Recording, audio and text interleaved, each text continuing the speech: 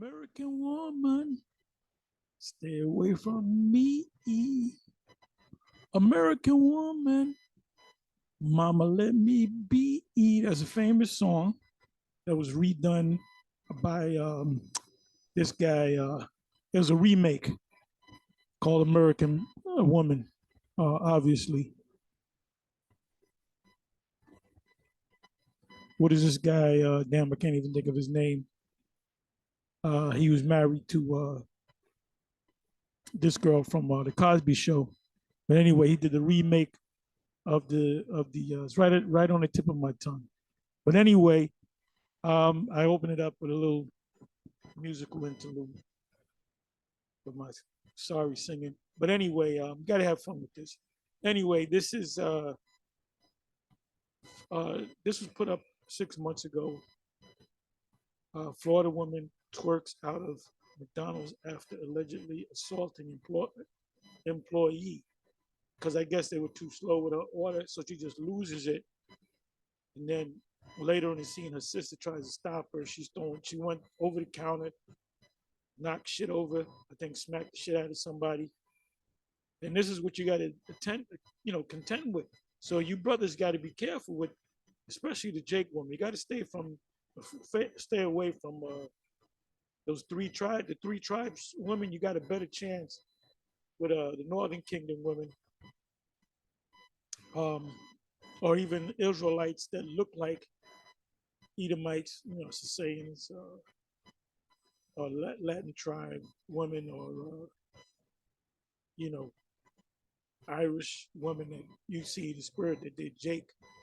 They may look like Edomites, but this American Judite woman, and even a lot of these Latin tribe women, they got the devil in them, man. Don't be out there with them. Don't get with them. They're a bunch of demons.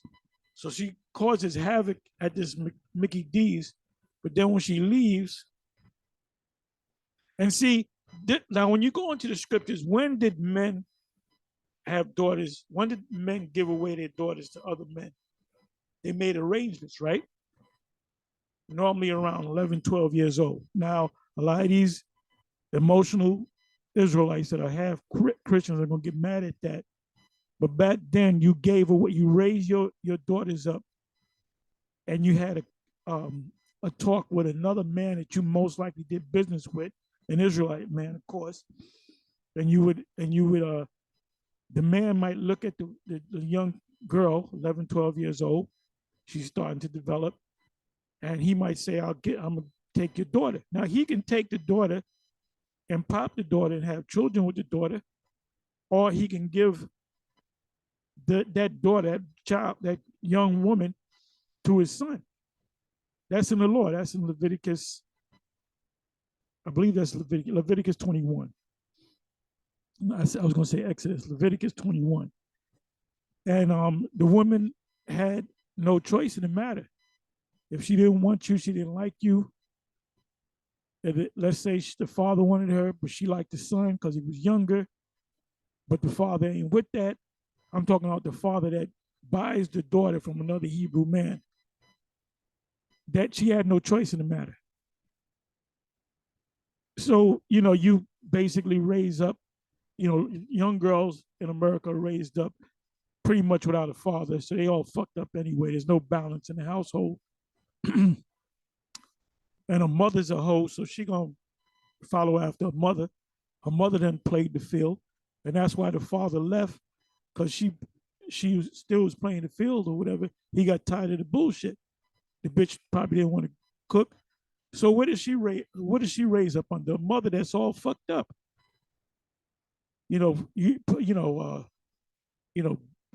Crap in, crap out.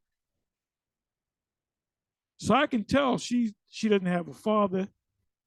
I could be wrong, but she was raised in that environment. And America has a lot to do with it as well. So she causes havoc. She doesn't realize that there's a camera on her.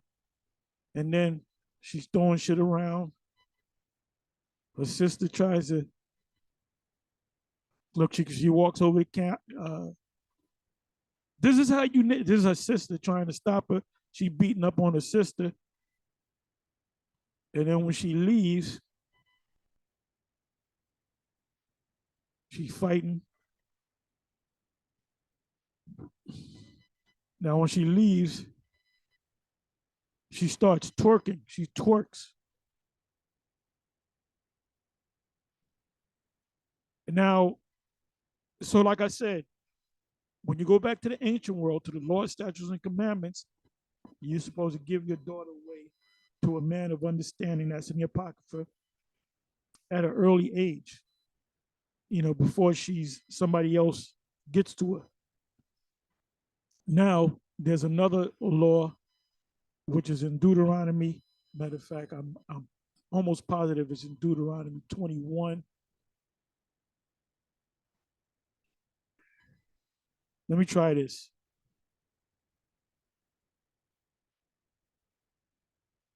Stubborn. Let's see what comes up.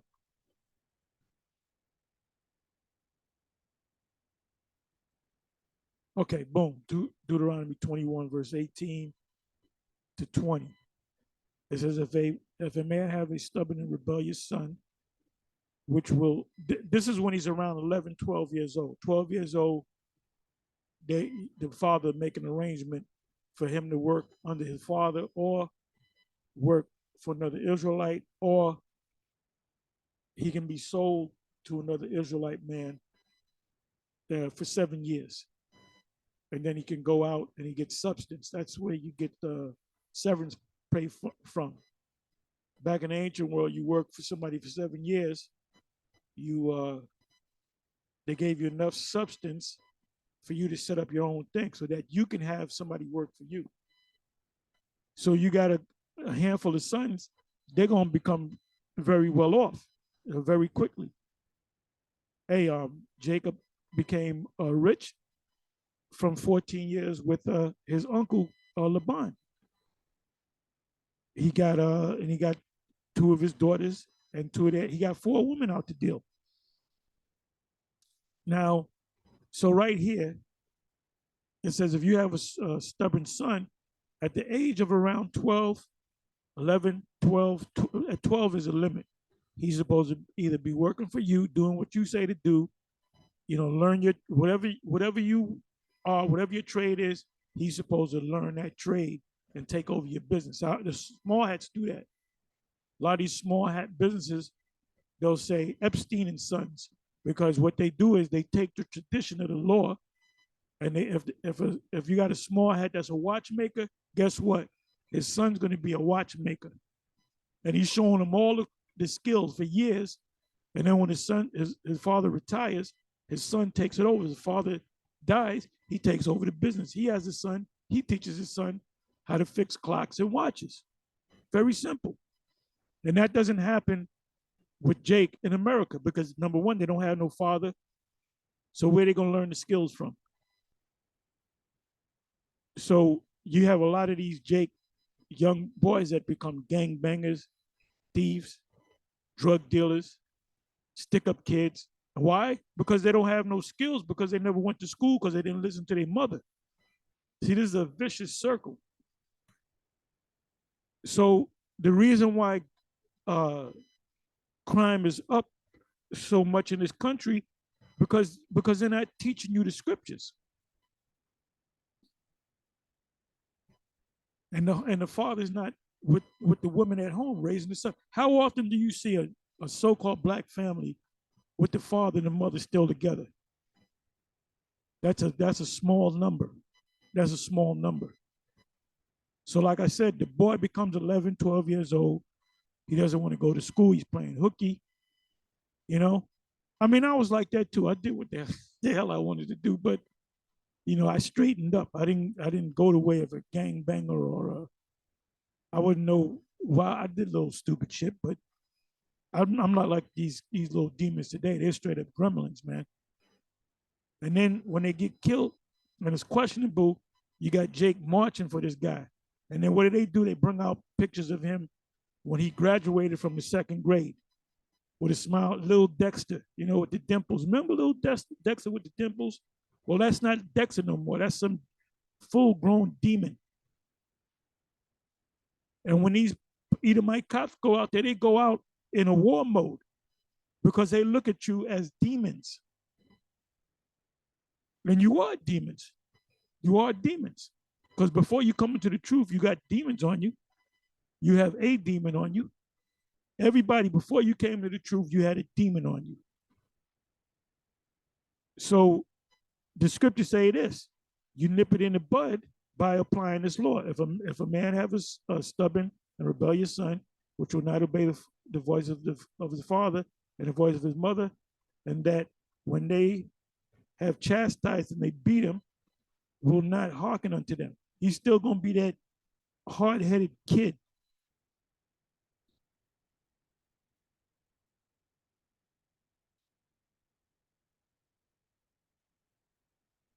Okay, it says, then shall the father and the mother lay hold on him. And I bet you that word there is I nah. Let's see if I'm correct.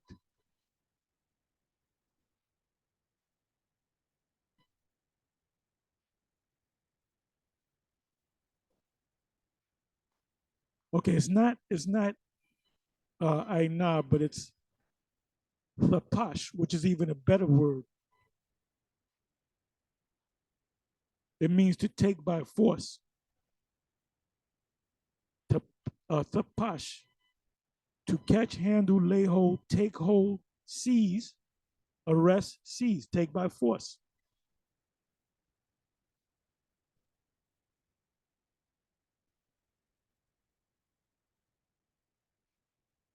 To the judges, and they shall say unto the elders of the city, my son is rebellious, he's a drunkard, he's a glutton. And all the men of the city shall stone him with stones till he die. Kill him. And see, you would not have this problem in America had you applied this law to your hard-headed, bone-headed sons. And now it's a major problem. That's why you got prisons all over the world. I mean, all over America. Because of this problem, because there's no order. Oh, Isaiah 24. And you can clearly see that this man is definitely going out. He's done. He's dying as a race. I'm talking about you Edomites.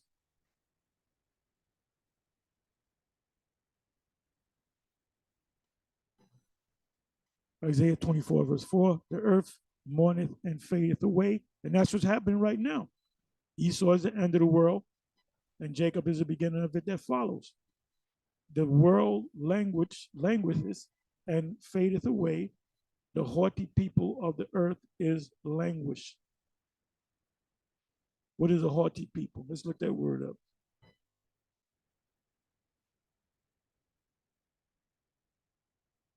So we hoping and praying that the Most High takes this man out in 2023.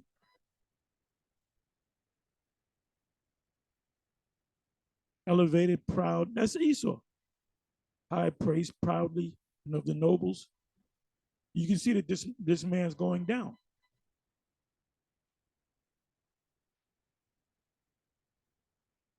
It said the earth also is defiled under the inhabitants thereof, because they have transgressed the laws, changed the ordinance, broken the everlasting covenant. Now that everlasting covenant was for Israel, right? But Esau took the book. Remember, he took the book and he put the book behind him. So he, in a way, has a chance to have this covenant to apply the laws. He said, you know what? Let's apply these laws. But they ain't going to apply these laws because they're the wicked. They're the wicked. Read Isaiah 26 and 10. Read Psalm 15, 16 on down. It said, therefore have the curse devoured the earth, and this earth is cursed because the wicked is ruling. And they that dwell therein are desolate, therefore the inhabitants of the earth are burnt, and few men left. And ultimately, that's what's going to happen. Fire is going to consume this man's system, but it's going to consume this altar that we call America. America is an altar. America is an altar. So the Most High sent the holy men, the prophets, the elect, to go out there and speak on the highways and the byways, on the sit down. So that's an altar. This is a big, gigantic altar. So we're at the end of preaching, so to speak, prophesying. So now we we prophesied. We told now the whole world knows who Edomite is. The whole world knows who Jake is, who Moab is, who Ammon is, who Ishmael is, who the Hamites are. Who are they in the scheme of things? Genesis the 10th chapter. You know of the Most High. You know that that whole white Jesus and white God is played the fuck out. That's why they don't make no more movies about Jesus as a white man no more, because niggas ain't having that shit.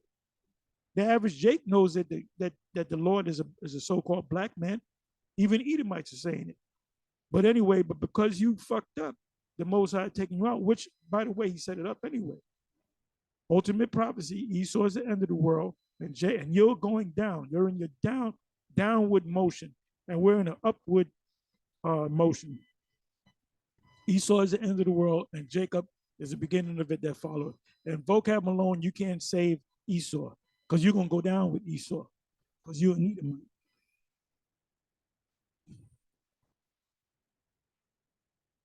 So this problem called crime in the prison system could all been done away with had you applied the law in Deuteronomy 21, verses 18 to 20. Anyway, with that, I'm going to say shalom. And now, like I said, remember it said, when you go to Deuteronomy 21:18 down to 20, it says your son. Why didn't it say the daughter?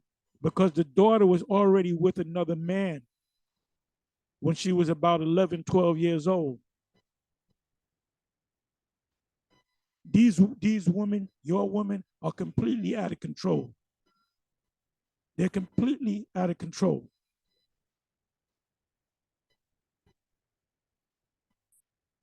We just say a harlot, something to the effect a harlot. She shall be a harlot in the city.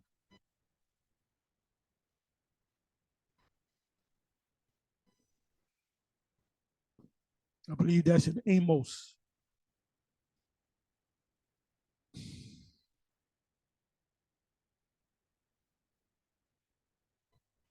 Amos 7:17. Therefore, thus saith Yahweh, thy wife or your woman shall be an harlot, a hoe in the city. What city is he talking about? This Babylon the Great.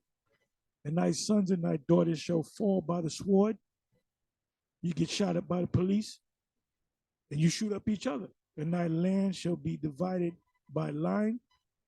You got the small hats over there, and you got other nations over there, trodden down to the Gentiles. And thou shalt die in a polluted land. That's this fucking place. And Israel shall surely go into captivity forth of his land. They're the fourth part of Canaan, which is over here in America. This is part of our land, America. But America's going to be destroyed. Anyway, with that, it's on to the next one. Shalom.